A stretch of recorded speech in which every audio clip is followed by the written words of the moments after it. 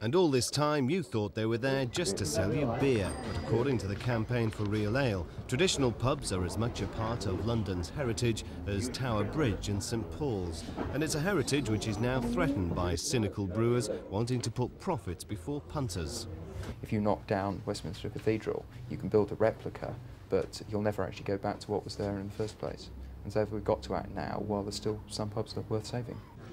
Together with preservation lobby groups, they've now produced a report which warns that traditional Victorian and Georgian features are being ripped out and replaced with poor imitations. The result, a made-to-measure nostalgic view of how the breweries think the past should look instead of how it really looked.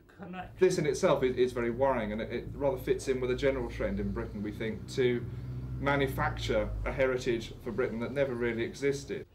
But campaigners believe the pub-going public, at least, can see through the facade. I think there will always be a place for pubs like this as long as people enjoy drinking beer. I tend not to go into a pub to look at these books and these old barrels that are probably fake anyway. What do you think about some of the renovation jobs that have been done by breweries? Shoddy. Terrible. The Cheshire Cheese off Fleet Street will soon become the latest traditional pub to be refurbished, but those on both sides of the bar are determined it can be done without losing any of its character. And that determination, say the report's authors, is the key to saving London's pub heritage.